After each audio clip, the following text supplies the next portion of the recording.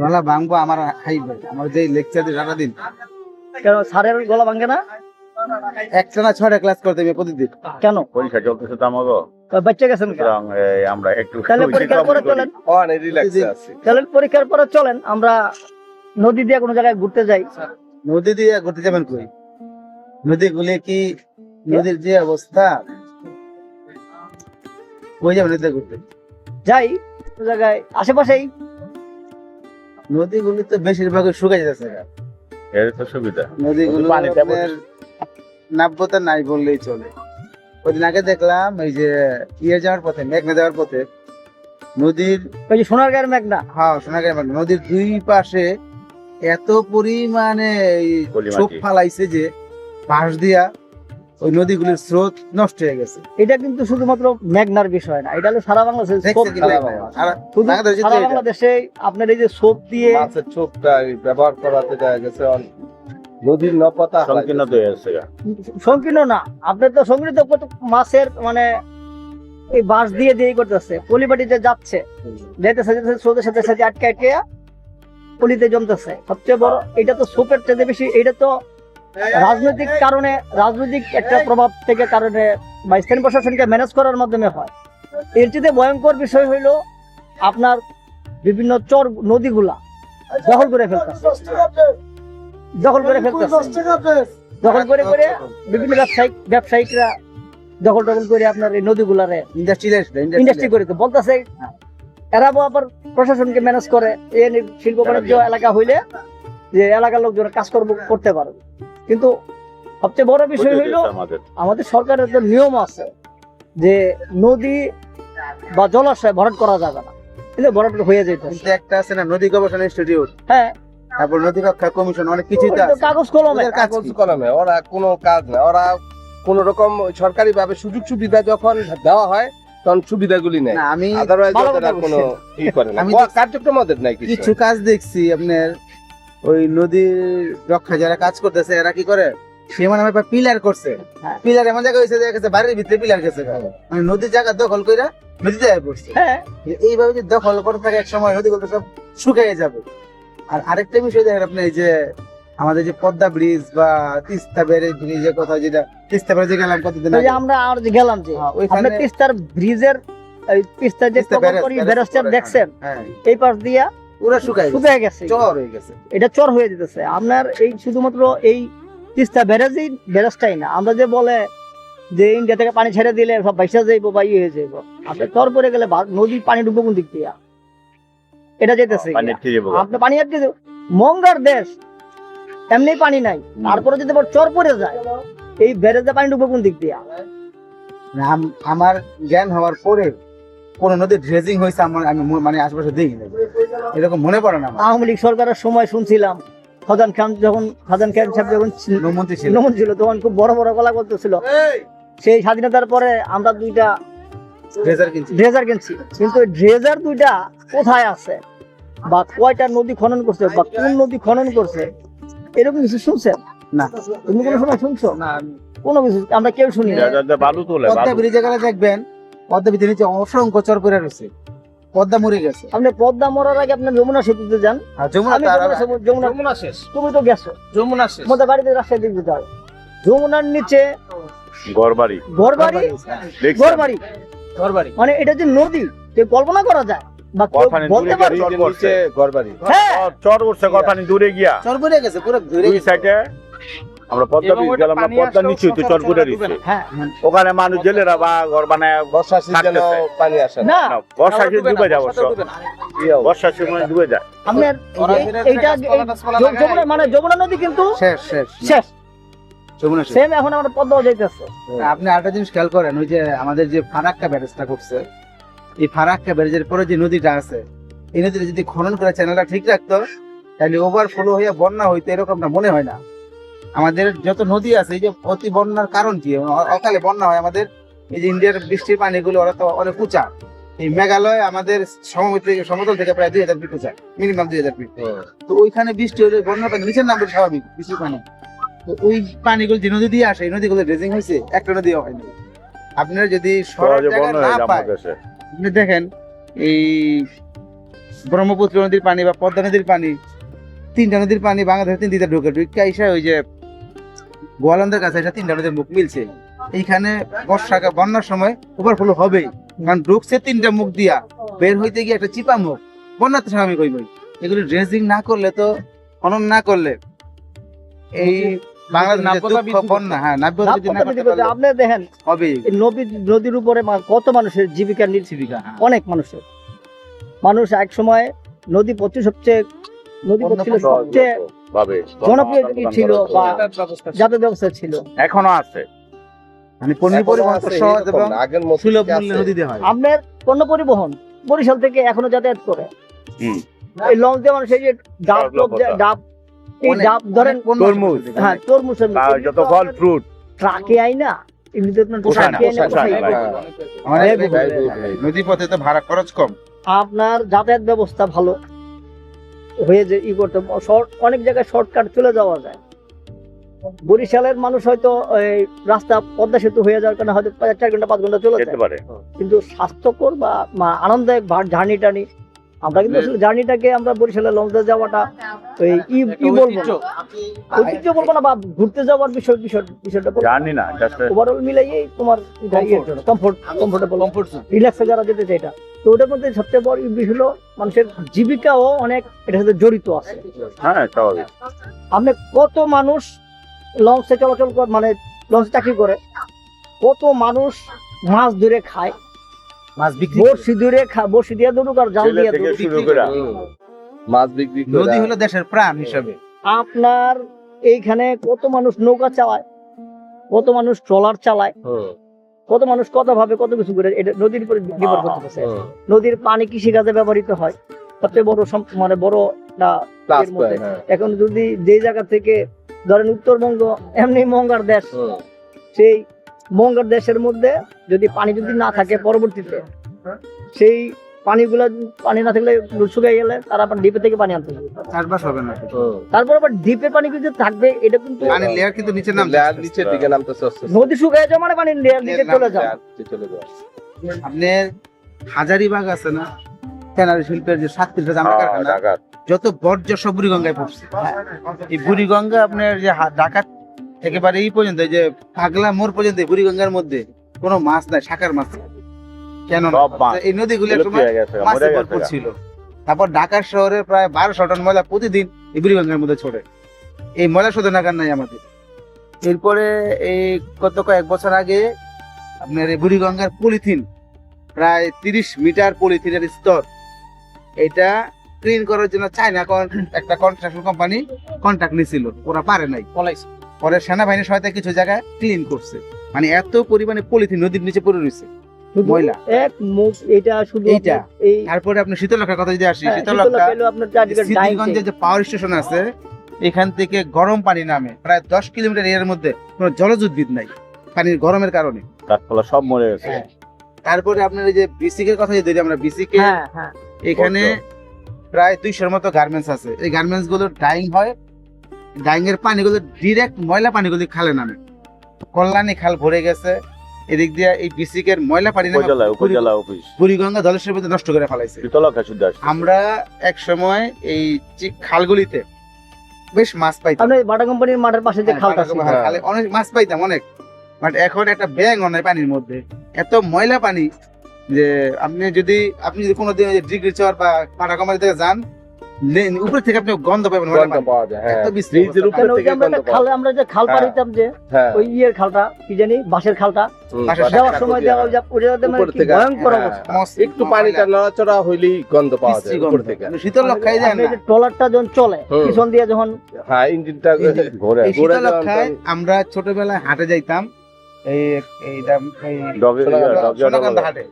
সোনাকান্দা আমরা পারিতাম, নদী ভয় পাইতাম, বয়ে থাকতাম এই পারে, বাবা বা দাদা যাইতো, বয়ে থাকে এই গন্তাম, ওই যে শুশুক আছে না, শুশুক একটু পর ভাসতো, নামতে গেলে গন্তাম কয়টা। এখন তো দেখা যায় না। প্রথমবার আমি মনে হয়েছিল, আমি বাবার বাবা ওই যে পানির মধ্যে দিয়ে বস্তা ভাসে, পরে কয় না রে বস্তা নিয়ে গেলে মাছ, শুশুক মাছ ছিল অনেক। কিন্তু এখন আপনি সারা শীতলক্ষা চষে একটা পাইতেন না। সর্বশেষ মনে হয় আমি যে গত 2 বছর আগে সেই মেঘনার একটা চরের ভিতরে মায়াদ্বীপ যাওয়ার সময় হ্যাঁ হ্যাঁ হ্যাঁ হ্যাঁ হ্যাঁ শুশুক, এরপর আর দেখিনি। আমরা যে ওদিন যে কত দিকে জানা গেল, ও ডিগ্রি চোর ঘাটাতে যাওয়ার না সময় ওটা সুযোগ ছিল না। সুযোগ ছিল না। না পরে আমি দেখছি ফেভারে মানে নাই, এদিকে নাই, এই ময়লা পানির কারণে কিছুই নাই। ইভেন আশেপাশে নদীগুলি থেকে একসময় মানুষ প্রচুর মাছ পাইতো, সেইগুলাও নাই, কিছুই নাই।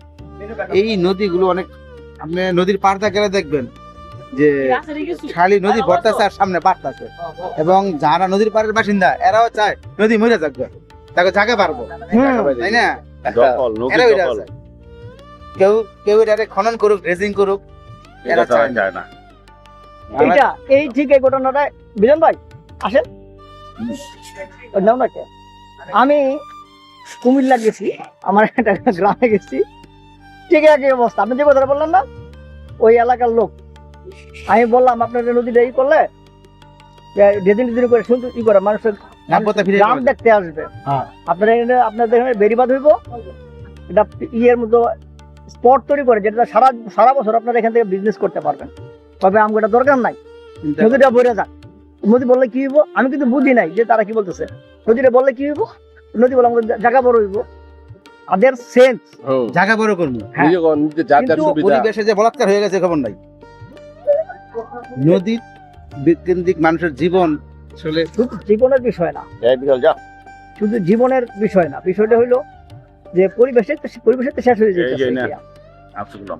এই যে এখন আপনার কি হইতেছে, খারাপ না তো, ভালোই লাগতেছে। আপনার এই যে সরকার খাল খনন চালু না। কর্মসূচি শুরু করছে, হ্যাঁ খাল খনন কর্মসূচিটা আমি এটা অবশ্যই পজিটিভ ভাবে কি করি, কিন্তু খালের পানিগুলা, খাল খনন গুলি করতেছেন, খাল খনন করে মুখটা কোথায় মিলাইবে? আপনি নদীর খালটা সাথে।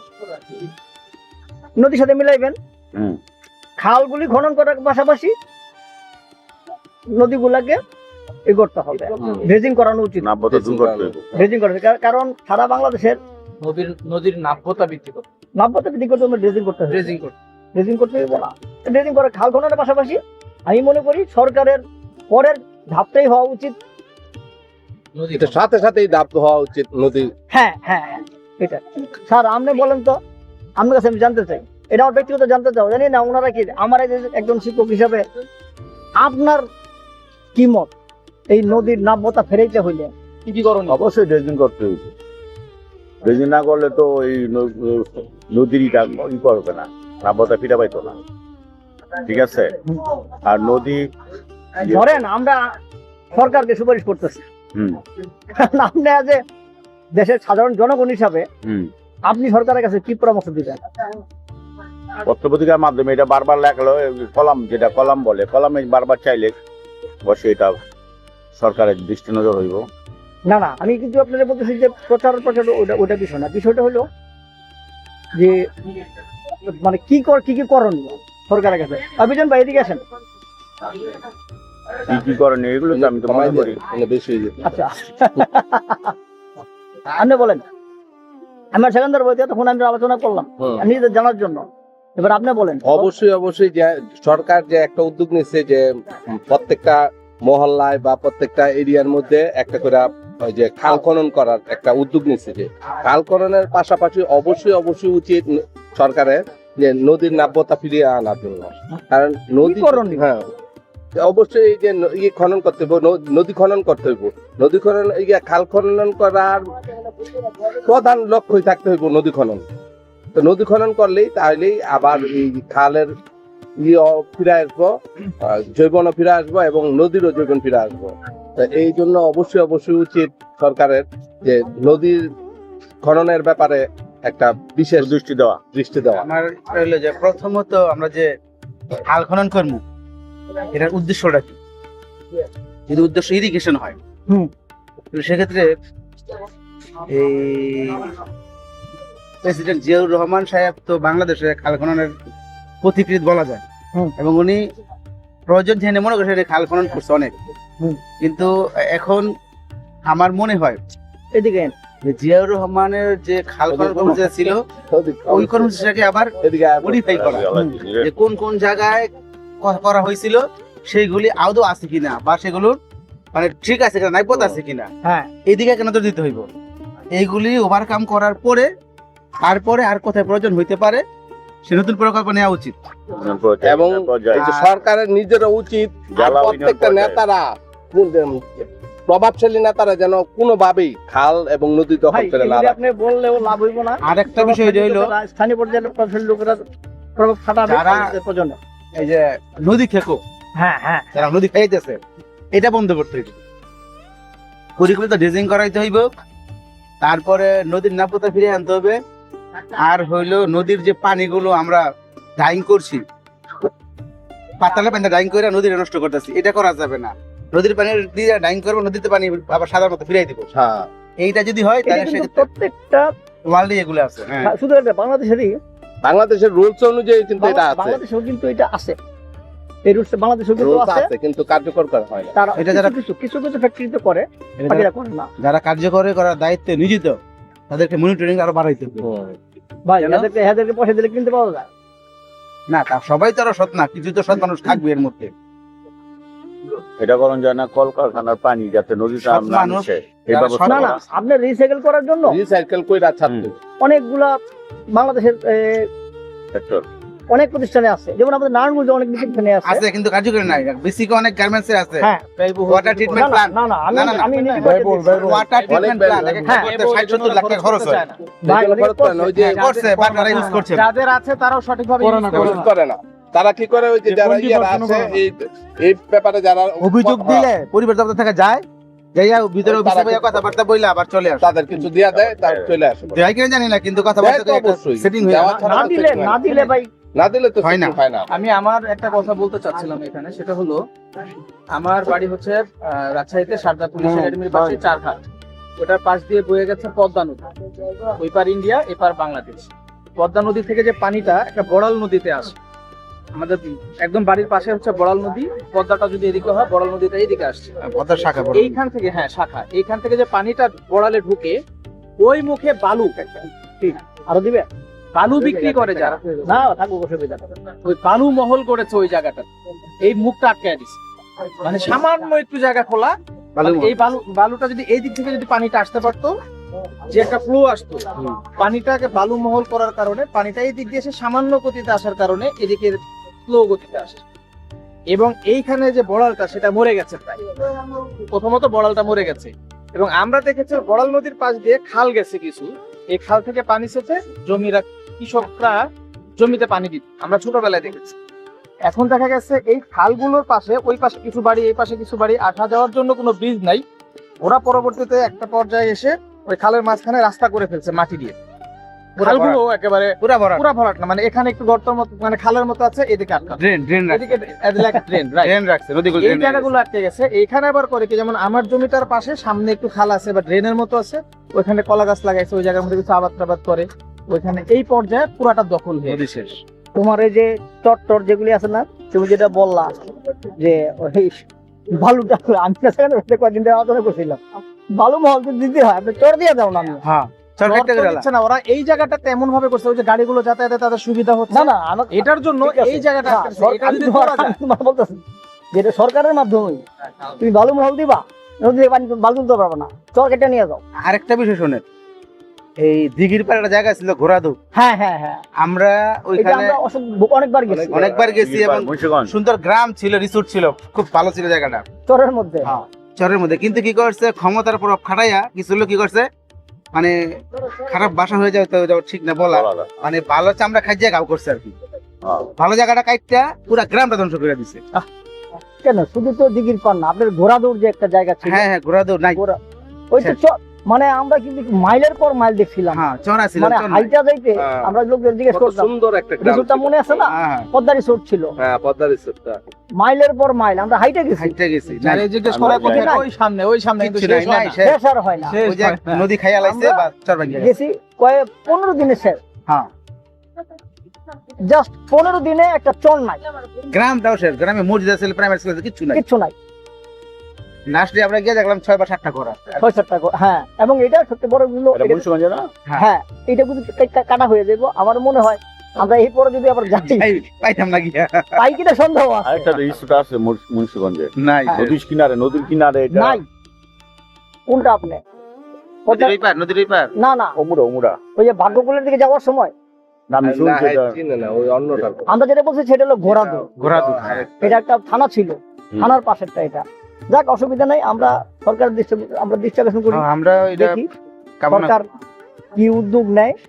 আমরা তো নিজেদের মধ্যে আলোচনা করা, হ্যাঁ, নিজেদের চাই। জ্ঞান বাড়ানোর জন্য, যে আমাদের প্রত্যাশা থাকবে এদের সাধারণ জনগণ হিসাবে, হ্যাঁ। দেশের জনগণ হিসাবে, যে এইখানে নদীগুলো সরকার ড্রেজিং হয় ড্রেজিং অন্তত সরকার নদীগুলা নজর দেয় এগুলোর মধ্যে খাল খননের পাশাপাশি